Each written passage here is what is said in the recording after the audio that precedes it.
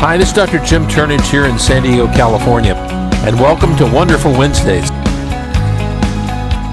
It's been over 2 years since we presented the introduction to HeartMath and spirituality, and I'm excited tonight to present this class series to you. I know you'll benefit from it. I look forward to presenting it. Peace and blessings to you all, and have a wonderful evening. So welcome to HeartMath and Spirituality Week 6. This is the wrap-up week. This is the review and a couple of new concepts. And then we'll be moving on next week to the next class, which will be the prayer workshop.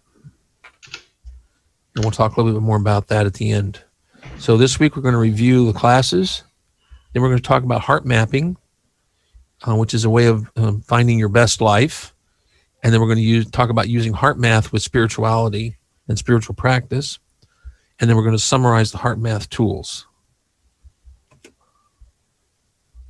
HeartMath from history. These are the two guys, Doc Childrey and Howard Martin, that started the thing. We've talked about this a lot. You know, they are neither a doctor, neither one of them are doctors, but they are meditators for many, many years. And they met, I believe, in the Army at Fort Ord. And they came up with this idea of how to teach meditation and get the benefits of meditation without spending years of training doing so. And so they wanted to also see scientifically what was happening between the heart and the brain. And so they called it, this heart-brain science, they called it HeartMath. Sounds good, heart, and then something sciencey, math. One of the most important concepts, physiologic and neurologic concepts in HeartMath, is that 10 times as much information comes from your heart to your brain than from your brain to your heart. 10 times as many neurons per cubic millimeter in your heart muscle than there are in the brain, in your head.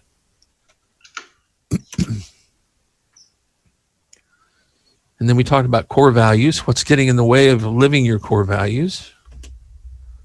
But. Don't let your buts get in the way of your good. That's an important concept. And also the major barrier is stress. People that are feeling stressed often are not going to live their best life. They're not going to live their core values. Then we learned about the neutral tool. The 2 steps of the neutral tool are heart focus, the actual heart muscle itself, and heart breathing, slowly and deeply, 5 to 6 seconds in, 5 to 6 seconds out. And that's all there is to neutral. We found out if you do this a lot, you can stop the stress on your life and stop the damage from it. Then we went on to talk about the physiology of performance. This, of course, is a basic thing for our survival, is the fight or flight response, which is the activated part, the active part of your autonomic nervous system. The autonomic nervous system, which runs things without you having to think about it, runs everything in your body without you having to think about it, has 2 parts, the sympathetic nervous system and the parasympathetic nervous system. So you can think about the sympathetic nervous system as everything you would think of about fight or flight. There's a nice little kitty there. And the parasympathetic nervous system has to do with peaceful things in your body.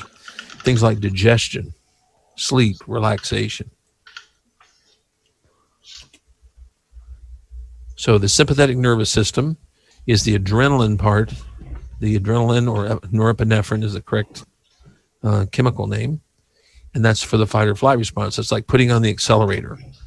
And the low effort part, the parasympathetic part, the neurotransmitter for that is acetylcholine. And that's kind of puts a brake on things. It calms things down in your body and your mind. Breathing. That would seem to be the sympathetic nervous system, but is it or is it both? Parasympathetic. Depends on how you're breathing. When you do HeartMath breathing, it activates receptors in your chest, and it causes. And when you do HeartMath breathing, it actually balances out the sympathetic and the parasympathetic nervous system. It's neither sympathetic. Otherwise, your conscious state, will determine that. If you're running from a tiger, you'll be more in the sympathetic sympathetic Yeah, nervous system. If you're digesting your food, you'll be more in the parasympathetic side. that's what I guessed, but I just wanted to Yeah. hear it. And so HeartMath balances that out. When you do HeartMath breathing, you balance that out. So, if, say, maybe not confronted with a saber tooth, but confronted with a dangerous situation in which your first instinct is fight or flight, but you employ the heart math neutral and into creating coherence in the environment around you, is like maybe a martial artist would use, stopping or slowing down time and working inside the uh, reaction speed of the opponent. Is this part of, like, heart math can do this too, or is this like a fast way to that point? HeartMath is just, it's really just like meditation. It gets you into the present. It keeps you in the present. Yeah. Because when you're doing it, you're focusing on activities that don't have a time associated with them generally. You're focusing on your breath Mm-hmm. and being in the present. That's generally what you're doing when you're doing HeartMath. So it's not one of these time bound things. He said. So you can think of, so in the fight or flight response, the autonomic nervous system, that's in the short term. In the long term, though, we have other neurotransmitters in the body, other chemicals in the body, and we call that our endocrine system. And those are a series of messages that are, more long term in acting. So when you're feeling a lot of stress for long periods of time, beyond the adrenaline rush that you get, cortisol levels go up and DHE levels will go down. And so a real healthy person will have a balance between the DHEA, which is the positive endocrine chemical, and cortisol is more the negative. It's what helps keep you going over a longer period of time. Another thing that HeartMath does, beyond just the adrenaline rush and the balancing that out with the parasympathetic, is that it changes the way your heart works. The actual timing system of your heart works differently because it increases heart rate variability. So if your heart is always exactly on time, on the beat, that's not a sign of a healthy heart. That's a sign of an unhealthy heart. And so if you do HeartMath, your heart rate variability will increase. You'll be a little early, a little bit late for each beat, and that's a good thing. If you put brainwaves studies on people at the same time you do heart monitoring, this is what you want to be shooting for. This nice sine wave looking, regular up and down, up and down, up and down. That's what you're looking for. And we call that coherence. It's actually a mathematical and engineering term. And so that we become more coherent, the waveforms have this nice undulating quality to them. This is not coherent. This is incoherent. And you can see things are not regular. They're not sinusoidal. This is what we associate with stress. And if you put a monitor on the brain, you put a monitor on the heart, you'll see these irregular kind of waveforms rather than these nice smooth waveforms. So then we talked about the second HeartMath tool, because you want to go beyond just stopping the damage that's being caused. So we do heart focus, the muscle in your heart breathing, and then heart feeling. And by adding in heart feelings, then you start getting healing of your nervous system. You start getting healing of your endocrine system. You start getting healing of your life. That's the first healing tool in HeartMath after you do neutral to stop the stress and stop the damage. The third tool we did was heart lock-in. And heart lock-in is really great. This is the first time I think it's probably okay to close your eyes while you're doing HeartMath tools. What you do is you get coherent like you were doing before by doing, heart breathing, heart attention, heart breathing, and then heart feeling. And then what are you going to do? You're going to extend it outwards. Yeah, you're going to start holding it like you would, shift, breathe, activate this appreciation in your heart. And then you're going to start extending it outward. Sustain those feelings and radiate them out to yourself and to others. And do it as long as you can. The one thing that you mentioned in here, which I think is important, because every meditator I've ever taught says, I can't do this because my mind wanders. That's a normal thing. We are addicted to having our minds jump all over the place because we were trying to make sure we weren't eaten by tigers. And so we wanted to shift our focus a lot, but we're not in that situation now. You're in a nice, safe, quiet place. And so your mind will wander. When your mind wanders, gently refocus your breathing back on your heart again and get that appreciation back in your heart muscle again. And that's what heart lock-in is. And then sustain those feelings of appreciation as long as you can. The fourth tool we do is freeze frame. And the idea of freeze frame is building intuition by using your heart and your brain wisdom working together.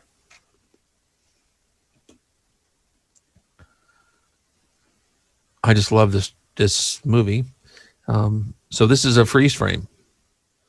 So you're in a situation that you might find challenging, interesting, negative or in a negative or positive way, and you don't know what to do. So you freeze the frame.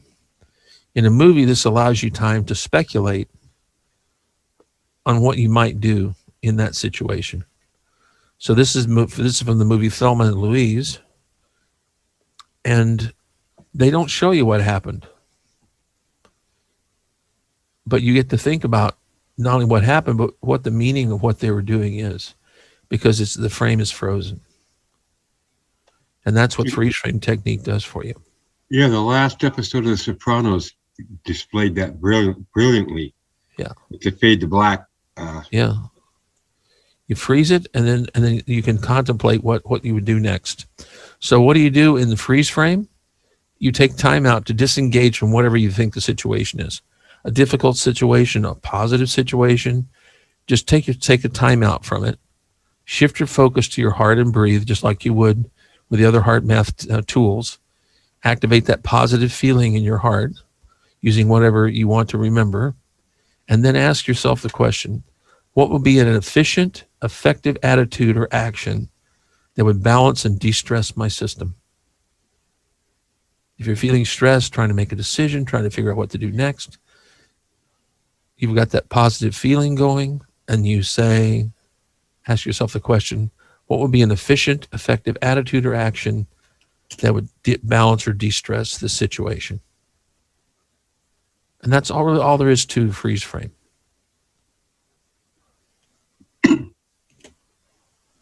Then we talked about a very important area of HeartMath and research in HeartMath. And that's HeartMath and its effect on communication. And when you have appreciation associated with your interactions of communicating with others, it improves your communication. If you remember a time when you were feeling a sense of appreciation towards someone,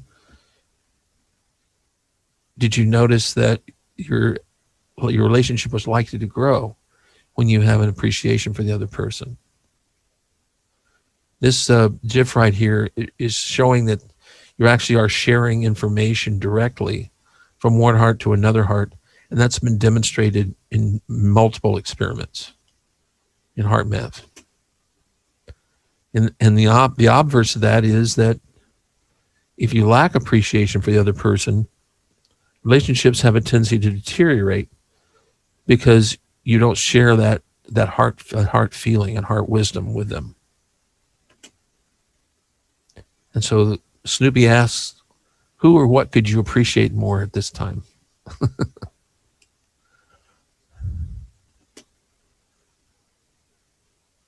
And often a question comes up when I'm particularly doing counseling.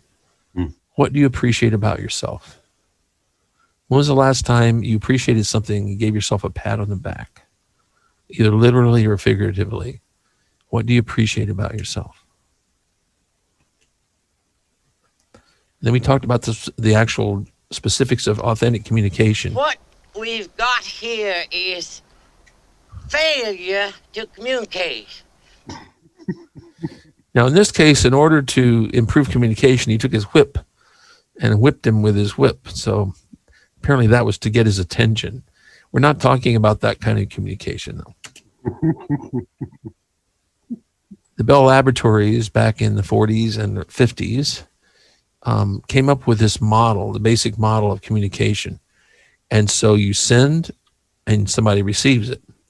In between that is a channel, some way of communicating it, a wire, the air, email, yelling at people. And then you have noise. Noise is like what causes a degradation of the information that's being transmitted. The important thing that came out of that, beyond that basic idea, was that in order to actually have communication, you need feedback. If you're just sending information out here, how do you know if what you sent out there has fidelity, is correctly perceived by the receiver? Well, you do feedback. If you don't have feedback, all you have is broadcasting. You know, I did some radio commercials back in, I think it was 2007 or 2008, somewhere in there, for a month. And we broadcasted them on two very good stations here in San Diego. And I got practically no business out of this, essentially none. And one of the things we didn't have a way of getting feedback. We didn't have a way of finding out if people were receiving the information, if we should change the commercials, because we were broadcasting. We were just sending the information out there, and we don't know what they were receiving. So remember that. In any communication that you want to make sure that you're getting feedback and giving feedback. So in HeartMath coherent communication, what do? You do neutral. And then you have an appreciation for the speaker. You don't have to love the speaker. You don't have to like the speaker. It doesn't have to be one of those things that fills your heart with joy, but you have an appreciation for the speaker. So my nemesis, in order to improve communication with him, I came up with 8 things I admire and appreciate about him. Unfortunately, he was not interested in hearing them, but it helped me because I had an appreciation for him, despite difficulties we had in communicating. So you get neutral, you appreciate the speaker, and then feedback what was heard. Ask them to say, you know, what do you think about that? And they give you feedback. And then you give feedback to what they say. And by having that loop of feedback, you'll have more accurate communication. But not only that, the other person, even if they're adversarial, is more likely to calm down and listen to what you say, and you may have a greater understanding of what they're trying to do. So that's the review of the last 5 weeks. This week, we're going to talk about planning for your best life. That's not what it says in the syllabus. That's what I call it, planning for your best life. So in planning for your best life, and you probably discovered this in your own life, but many years ago in the 80s, I discovered there were 2 parts of planning my best life. And one part was brainstorming, a type of brainstorming, and the other type was a spiritual practice to get that information in a different way. So you're on the left side of your brain here with all your little cubicles in there, and you're working out all the details, trying to get the best life through cognitive functions. On the right side, you have the creative side. You know, all the possibilities you might not think of on the left side of your brain. And so using both together will allow you to get more information and a better answer. And so I did what I was doing back then. There are lots of other people who do a similar thing. I didn't know about HeartMath because it didn't exist back then. It turns out that Agape, Michael Beckwith, came up with a thing called visioning that was almost exactly what I was doing at about the same time, probably in the same year, actually, maybe a little before. And so visioning. So when would you use this? Think of a time or a situation that you're in your life right now you think you need an answer to something. It can be business, it can be personal, it can be family, it can be health, it can be anything. But you need more information and you need a better plan. Can anybody think of anything right now that requires more creativity than a more creative solution that you have right now? Yeah. So you use this tool, these two tools actually, in order to get a better answer. In other words, your best life based on not only your best thinking, but also your heart wisdom as well. So you've probably heard of mind mapping. Teachers know about this. I heard about this, I forget where, I think when I was studying to be a high school teacher. Let me go back a little bit. Called mind mapping. And the other tool is heart mapping. And we're going to describe that right now.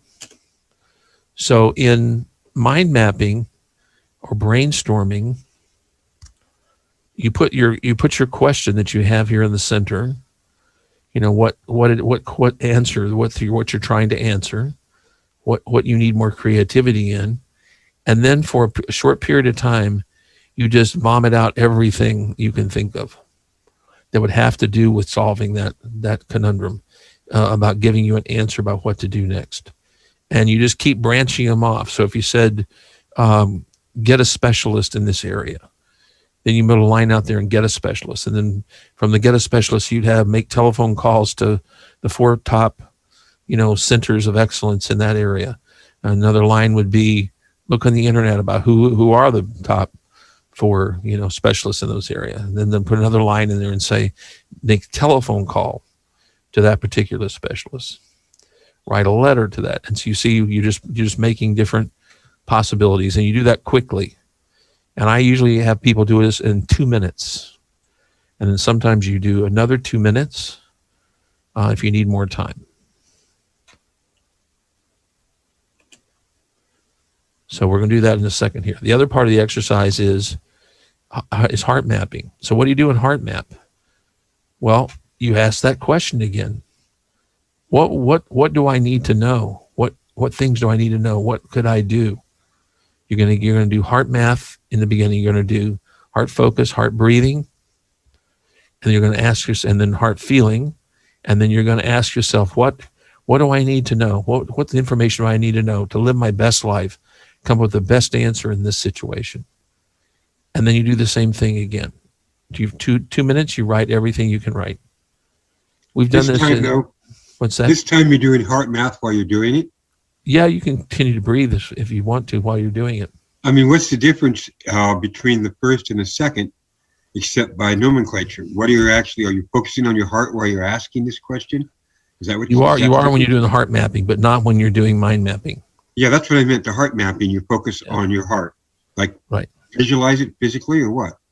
Just like you would when you're doing heart neutral, and then you're doing. Okay. Yeah. So essentially, you're asking your heart to pay attention and express itself on these issues. Yeah, but then you're just going to listen, and by listening, I mean you're just going to write. Like automatic writing or something. And what happens is almost every time I've done this framed in any way, people come up with a different list of things. Yeah. Maybe it's some will be the same, but often they're different in the 2 lists of things that you come up with. And then you put the 2 together, and that's the heart math tool of heart mapping. So anybody want to try it? Oh boy. Everybody got something to write with and a piece of paper? No, not exactly.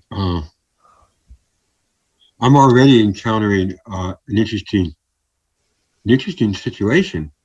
Well, let's not talk about that. Let's talk about how we're going to do this. Because if you got something to work on, that's great. Let me see what else we got here. So, anybody else interested in doing this, or you want to move on?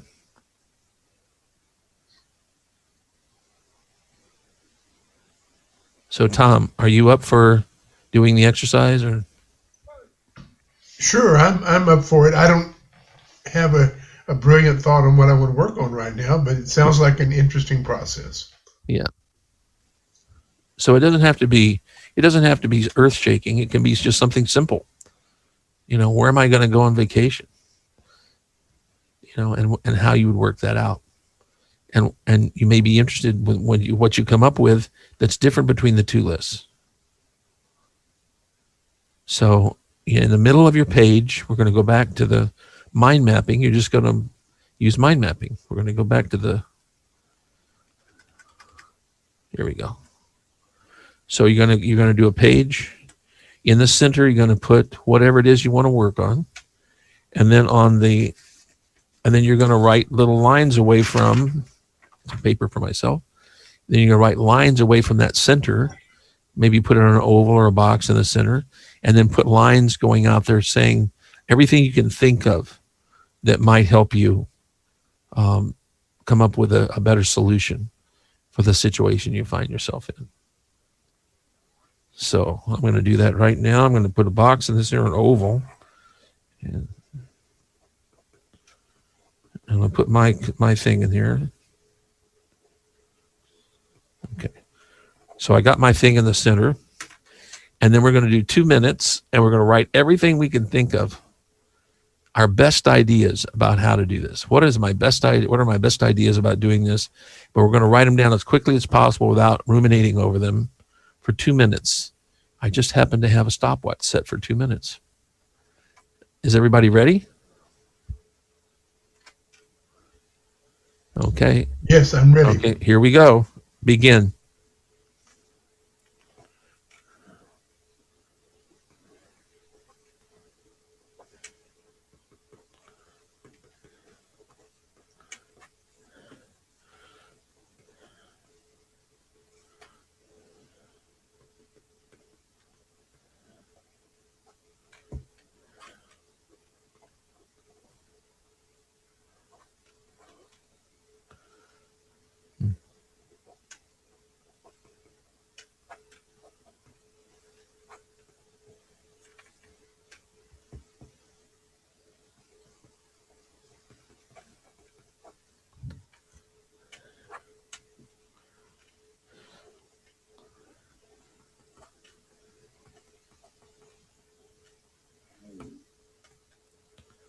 Okay, about halfway through.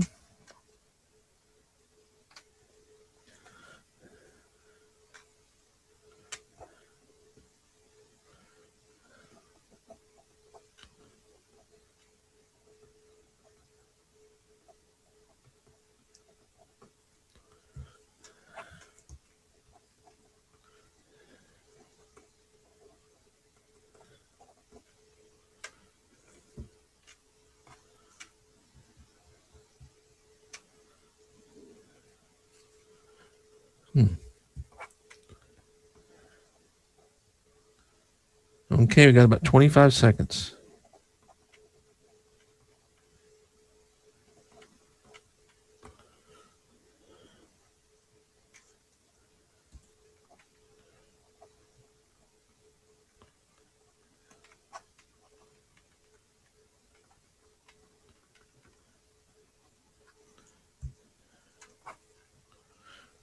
Okay. And that's 2 minutes. So how did everybody do? Got lots of actionable things on there? I got about 9 things. Yeah. Well, this is useful for me today. So mine is, my thing I'm working on is in the center, it says market my book. It says market my book. And I came up with 1, 2, 3, 4, 5, 6, 7 different lines off of there. And on each one of those, a whole bunch of different possibilities on several of them. So things like ads on Amazon, Facebook, Twitter, other types of ads. Direct mail, ? Probably not. Speaking opportunities. Using email list for Wonderful Wednesdays. The practitioner listserv. Those are the things I came up with just in 2 minutes. So I think that's useful. Anybody come up with any surprising things?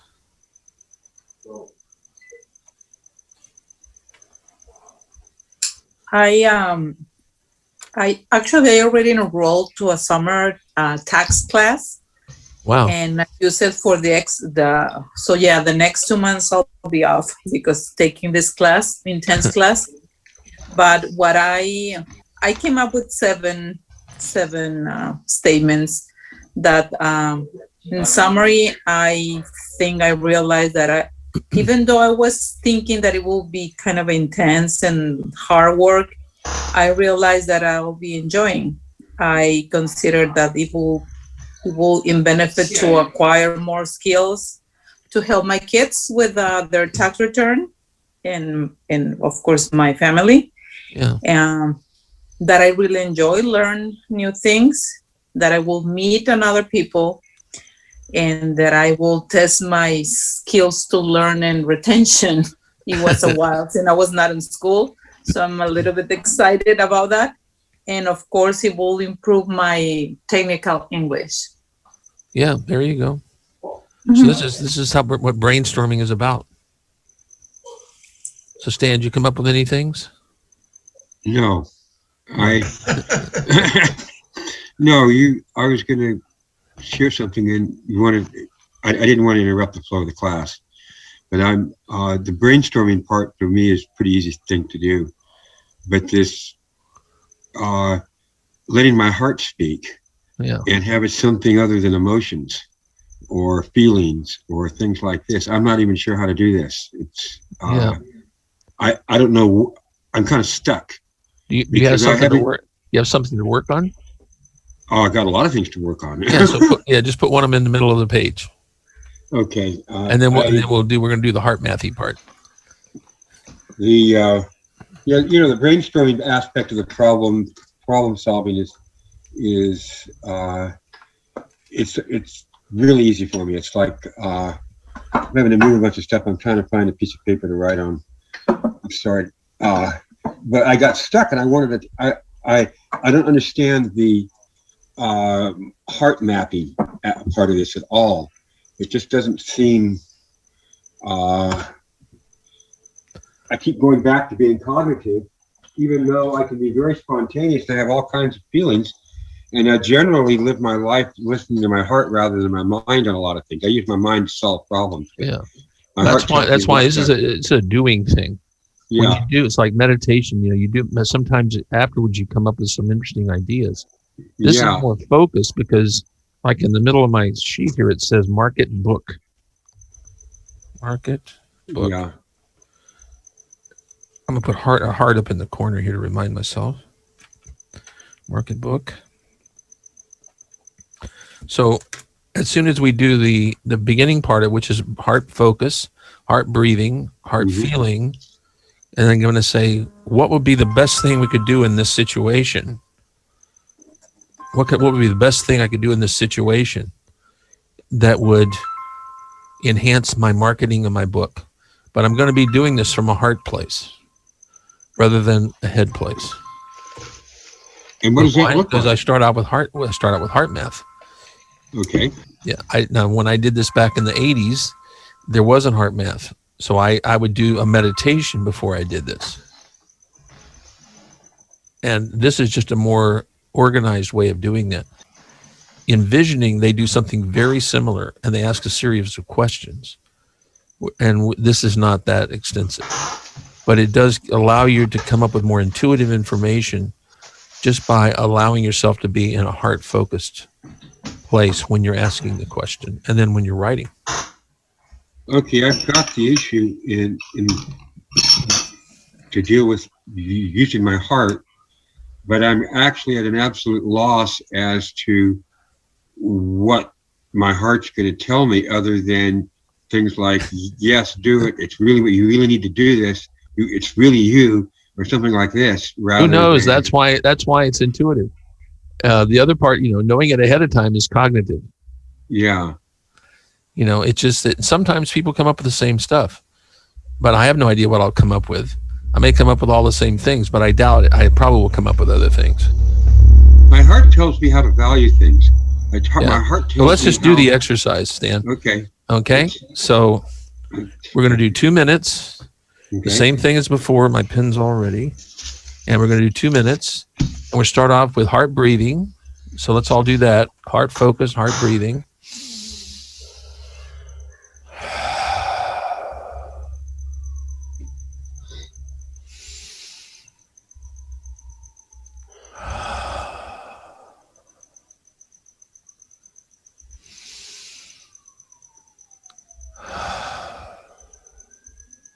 And then recall something that is really positive and put that into your heart right now.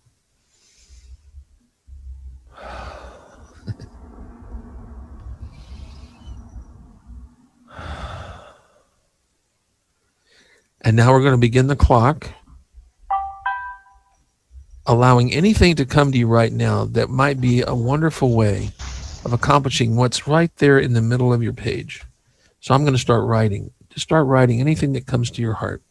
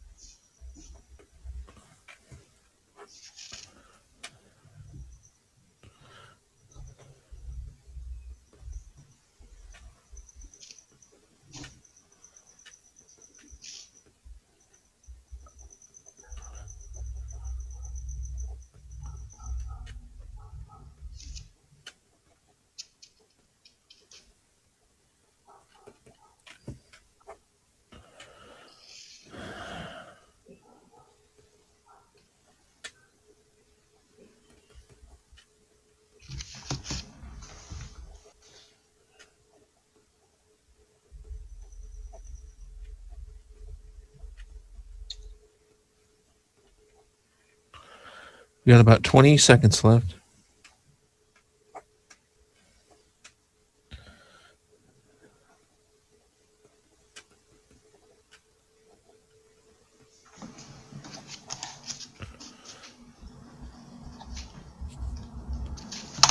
And stop.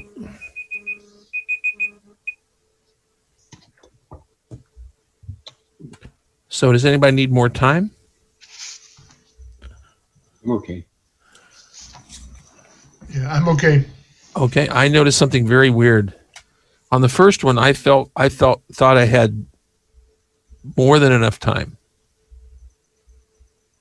When I did this one, all of a sudden I felt stuff was just pouring out. I didn't have enough time. And it was exactly the same amount of time. I just found that quite interesting. And I came up with things that were completely different from my other list. Anybody else notice anything? Yeah, mine was quite different too also. Yeah. Well, I didn't actually have another list, but if I had, knowing how my mind works, it would all have been about methods and means, strategies, things like this. And this list looks entirely different. It's all about motivation and what I really feel internally about what it's about and why it's important and things like this. Yeah. Yeah, I don't have one thing on both lists. Well, in my case, I have kind of a quite different. It was, I may say, easier, but I couldn't connect or find anything related to career because all the rest are more personal, Yeah. I may say. Yeah. So I don't know how I can,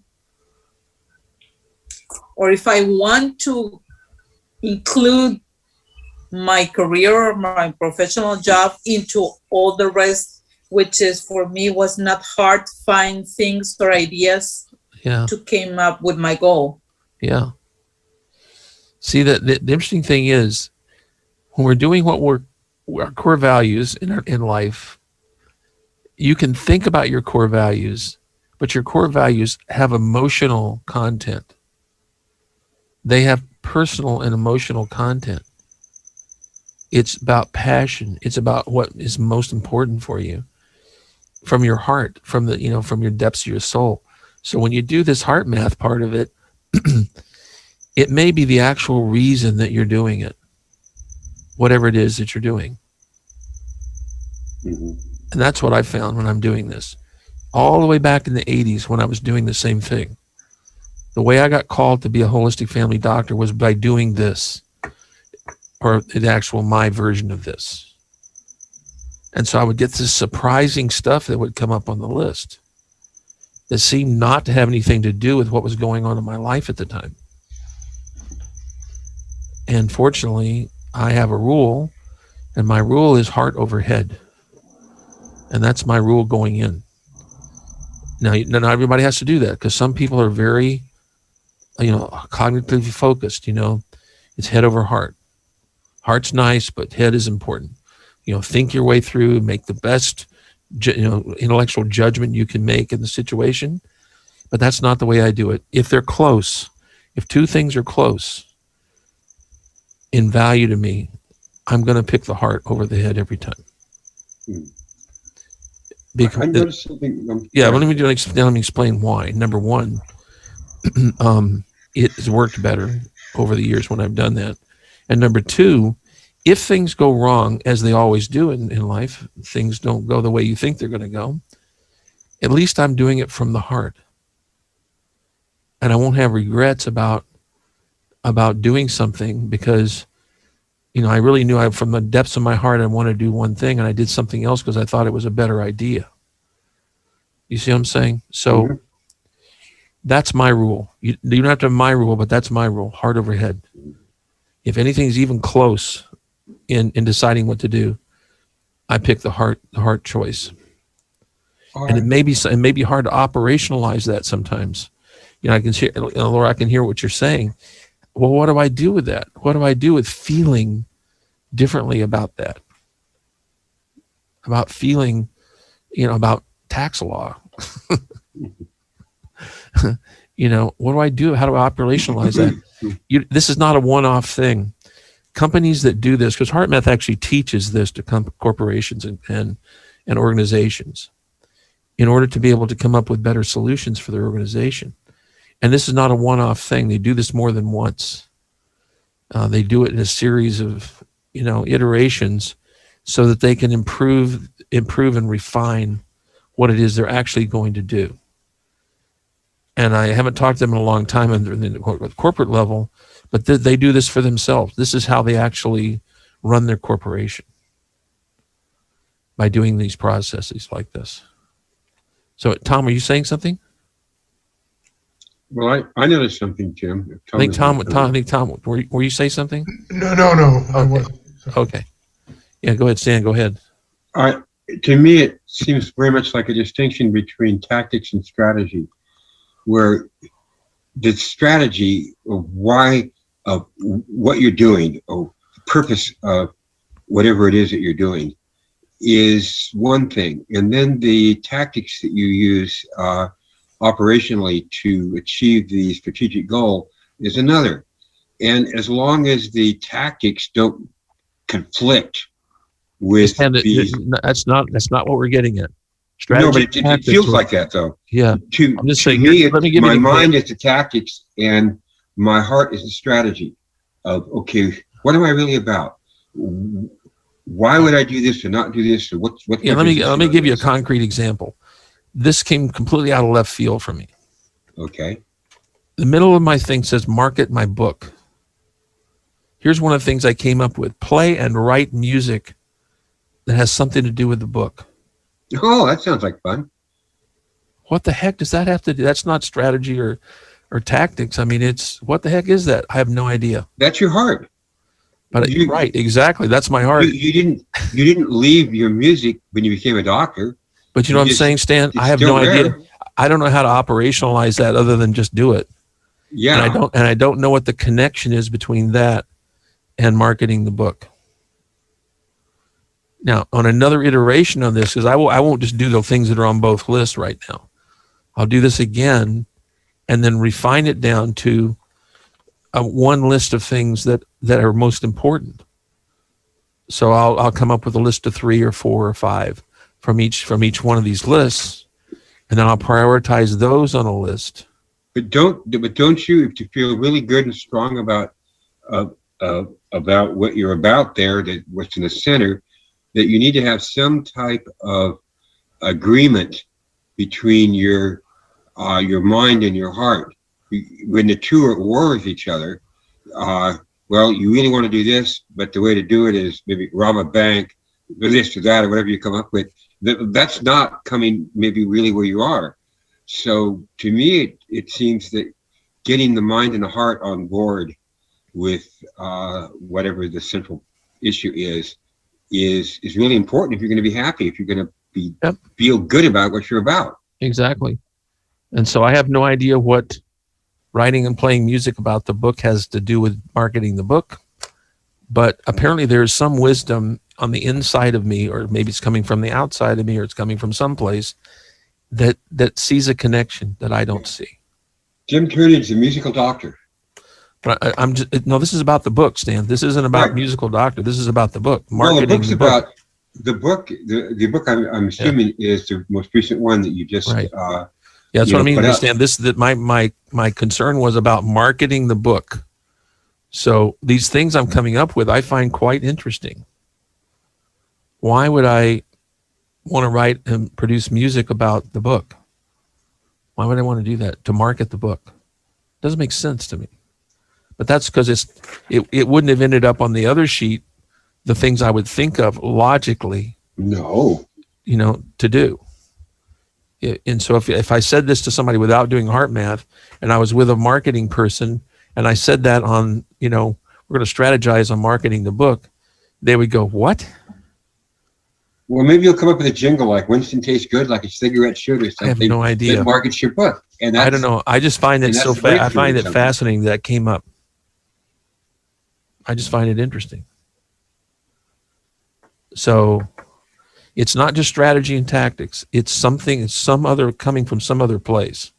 It's a doable thing. I mean, this is obviously, I've been doing this since I was, 12 years old. I've been doing, producing music and writing and stuff since 10, 12 years old, including recording it. So I know how to do it. Have you done the advertising? Jingles, things like this? Of course. Yeah. Maybe. I wouldn't have thought of that at all, because in general, it's not effective. But for some reason, don't know. I've never seen a book promoted with a jingle. I mean, that's kind of different. Maybe. I have no idea. But the thing is, it came up, so I'm going to consider it. Will it be in the top 3, 4, 5 things? Maybe not. But I'm going to consider it. And maybe the reason it came out is because it's just coming from this other place in my consciousness that says, hey, open up, just let more of this information in, let more of this nonlinear information in here. So you see what I mean? That's the value of heart mapping. If you're in a corporation and that comes up, they're not, and you're doing HeartMath and they've bought into the HeartMath paradigm, they're not going to blow you off. They're going to go, oh, that's interesting. And then they'll talk about it and people think about it, and, So maybe we'll come back and do this exercise again and see what comes out. Oh, yeah. When I was doing this back in the 80s, I did it a minimum of twice a year. On my birthday in August and then in January. Well, I was just thinking about doing it again tomorrow or in a week or something and see, how many correlations there are there. When you get a couple of bouts with this, you might start since I'm in the marketing phase of this book thing, that I need to do it, fairly soon, because I need to concentrate my efforts and then move on. So Laura, this thing, but you're talking about something that is it's so like tax law. Oh my God. That is how left brain is that? I mean, it's like in books. It's in like, volumes of books. There's laws and regulation, and there's, accounting principles, and, how much more left brain could that get? And yet you got information from the other side when you did it, right? Yes. I just think that's fascinating. I knew you would. And that information is going to be extremely useful to you. How? Don't know. I have no idea. You see what I'm saying? It's got to be extremely useful. It's not only going to add meaning to what you're doing, but it's going to make the outcome of what you're doing more satisfying, more efficient in the sense of being who you are. So I think that's really great. Tax law. Wow. So in 2 months, I will let you know my experience because I'm registered and I'm all about to start on June 12th till August. Wow, that's so it will great. Be intense. It will be intense. Is this everyday class? Twice a week, Monday, Wednesday, 4.5 hours. Wow. Oh my goodness. See, if somebody So told me to do it will that. be 2 classes and a lot of homework, reading and reading and reading. Problem solving stuff with taxes and, problems that how to do that and that kind of thing. Yeah. Yeah. Wow. I'm glad somebody does it. Yeah, me too. The dark side of the moon for me. All right. So everybody's got the idea of how to do this, right? It's very simple, but it's extremely powerful. So, keep this in your tool bag. If you don't know what to do, you're trying to figure out what to do next on any kind of project or something that you're trying to create your best life. I think this is a useful tool for that.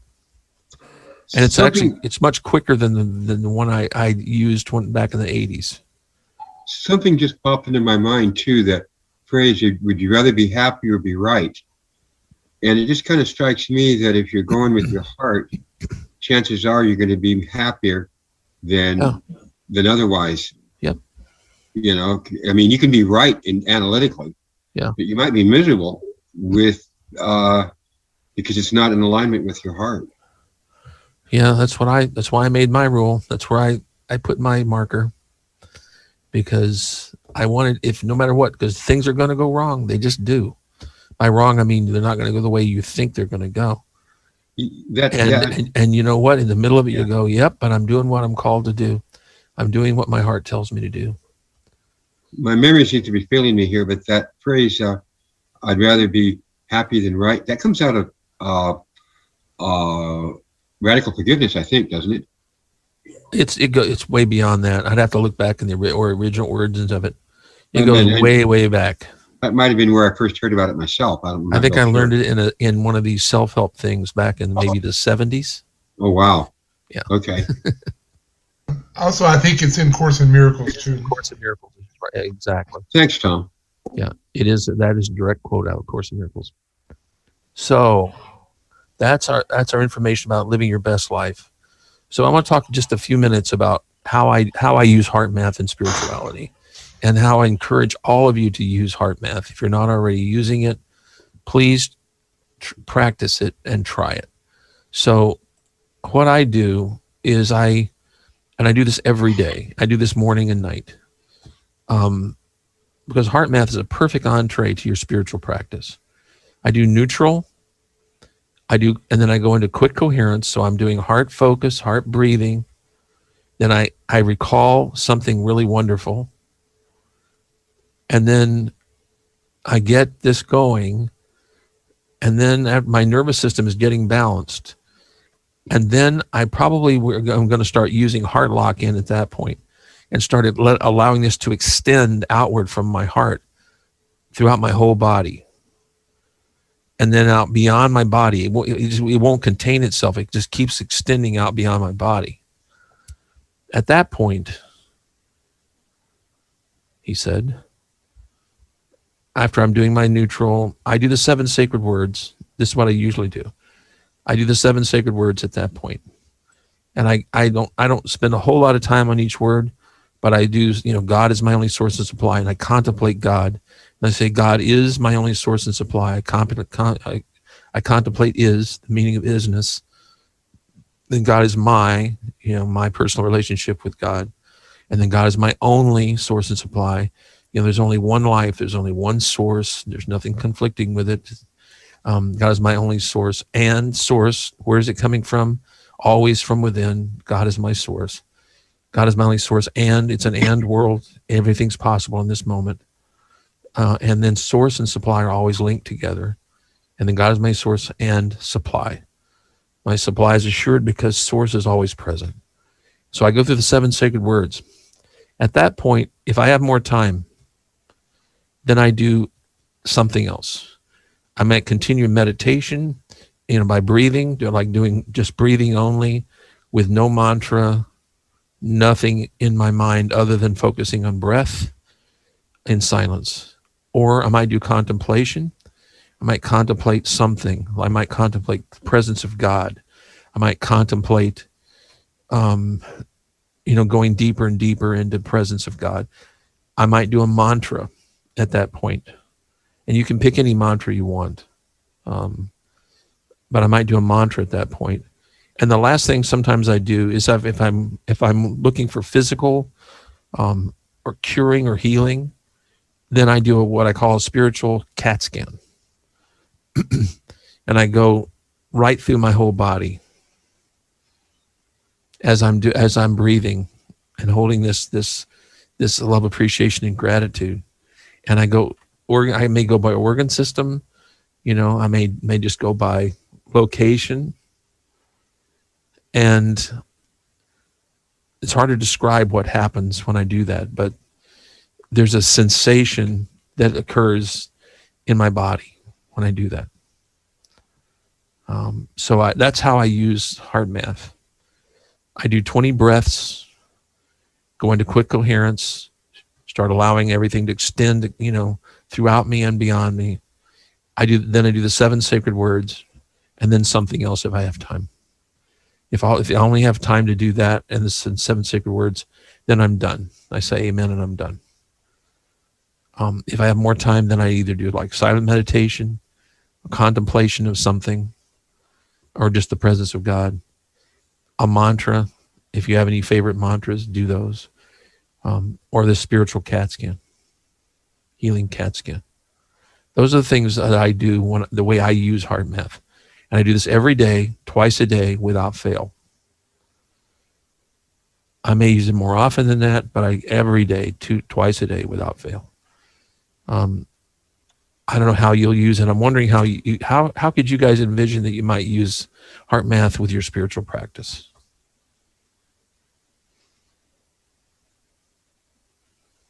Any ideas? I think if I'm struggling with an issue, that I find struggling to be pretty useless. And so maybe you do this instead of struggle. Exactly.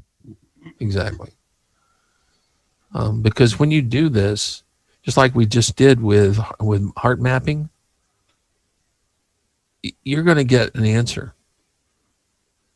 I was taught when I was a kid, when you pray, God always answers. You just might not like the answer. but the answer sometimes doesn't come immediately. It comes at the right time. But being in the presence and holding this HeartMath, this feeling of love, appreciation, and gratitude, while you continue to breathe and allow this to extend, allows possibilities to come out. It allows the possibility of new information, for things to occur that you didn't notice were occurring. They probably were already occurring, but you didn't notice them. So I think it's very, very useful if you're experiencing struggle, to give up on that idea of struggle and go with HeartMath, and do whatever spiritual thing you want to do.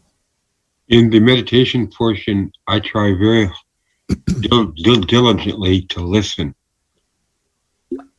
I try to shut everything. I want to listen. And I find contemplation, which I would call contemplation, is extremely useful. That's why I talk about it in the book.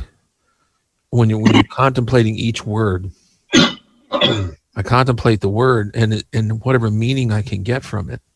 And it's just, things just come as I'm contemplating is, or I'm contemplating source, or just simply the word and information comes. Answers come. Comfort, solace comes. So that's why I want everybody to know about HeartMath, because I find it extremely useful for spiritual practice. So once again, which tools did we go through? There are more tools than this in HeartMath, but we went through neutral. We went through quick coherence, heart lock-in, coherent listening and communication, the freeze frame, heart mapping, and then a couple of sessions back, we talked about notice and ease, which we have not mentioned since then. Notice and ease is the tool that you use for first aid. Yeah. If you're freaked out about something, I was. what you do is you just start breathing like you're going to do HeartMath.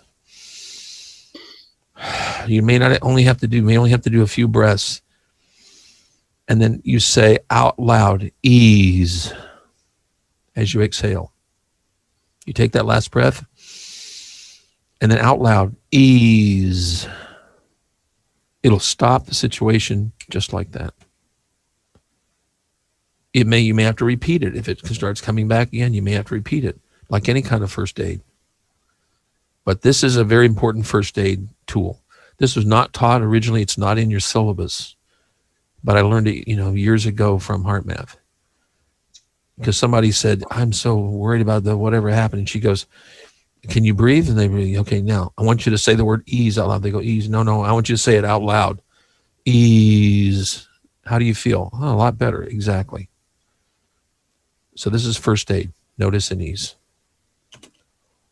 So this is a summary of the tools: heart focus, heart breathing, quick coherence, heart focus, heart breathing, and what? Heart feeling. Recall something wonderful. Heart lock-in is appreciate and sustain this. And just start extending it out. When you start doing heart lock-in, you'll notice you can actually feel this extending. It can't be contained in your body. When you start letting it extend, you will not be able to contain it. It will just keep extending out beyond you. And then coherent listening. Appreciate the person and use feedback. The freeze frame, once again, you're going to shift to your heart, breathe, activate that feeling of love, appreciation, gratitude, and then get that sense of what would be the best thing that I could do in this situation to decrease the stress, to balance my life out. What specific thing could I do in this situation? And then heart mapping we just did, and then notice and ease. Okay. Any questions about it? That's a lot of stuff.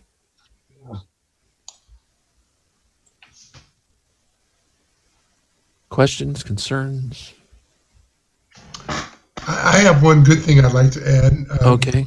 Emmy has sent us a message, and I have put it in the chat. Okay. So I would offer to all of you to please read her comments before we sign off, okay? Okay, let me bring that up. Where is it? I'm hitting it. There it is. Okay. So Emmy sends us a message from Emmy. I'm okay. Flagstaff is a nice place. Pretty. The weather is cool at night, warm in the afternoons. Clean, fresh air. Lots of parks and trails. The people are friendly. I've been doing some trail walking. Slipped and fell on my tush yesterday. Hurt a little, but okay. Looked and read the intro online, Manifest by Kim Allen. Interesting. Didn't do the exercises, though. Hello to everyone, and thanks for thinking about me. Bless you. That's great. I'm glad she's doing great. Yeah. So Emmy's been apparently looking at the videos, but there was no video last week because I didn't hit record last week. Oh no. Remember when I was trying to be careful about not having sound overlap last week? Yeah. I didn't turn the recording on. Oh boy. Oh shoot. The recording is on this week, and so it will be posted up within the next 24 hours on YouTube. Who's ever talking to Emmy, thank you for keeping us abreast and keeping communication together. It takes a lot of courage to do what she's doing. Yes, it does. I'll be happy to pass that on. Okay. Yeah. And Flag, I had an aunt that taught at NAU. It's a college town. And it used to be a big train hub and a big lumber town. I don't suppose it's that much now. But I didn't know it's as cold as any place you ever want to be in the wintertime. So next week, I didn't even know I said this. The pandemic may have delayed us, but it didn't stop us. So when we we're going to have a live in-person prayer workshop. This was what it was about. What is your attitude in prayer? And we're going to talk about the importance of attitude in prayer next time. Then after that, we're going to do the series on the infinite way and the wisdom of Joel Goldsmith. So it'll be the book, The Infinite Way. I want to talk a little bit more about him and why people consider him radical, and I consider him just being right. That's my favorite of his books that I've read. Yeah. By the way, it's a great book. I do want to talk about some other aspects of his history. Why a lot of us believe in Christian Science. You know, there's a streak in me that wants to believe in Christian Science over everything else. The devil keeps pulling me back the other way, though. Maybe the Buddha. The Buddha's pulling me the other way. So the book will be available for download for educational purposes only. Please do not distribute it. If you can afford to, buy the book. But for educational purposes, the link will be online for a PDF of the version that is without copyright. Thank you. Thank you. Thank you very, very much. Have a wonderful week. Go study that tax law. Yeah, so next week will be my last week, and then it will be 2 months that I'll be away because I need to focus on my class. We'll see. I promise I will come back. We'll see about that. We'll see what it's like. Okay. Tell your friends. Once again, thank you for being with us here at Open at the Top International Spiritual Center, a covenanted community of the Centers for Spiritual Living. We're here every Wednesday night at 7 p.m. We look forward to seeing you here. If you'd like to contact me, please send me an email at drjim, TRJIM, at drjimturnage.com, DRJIMTURNAGE.com, and have a wonderful week.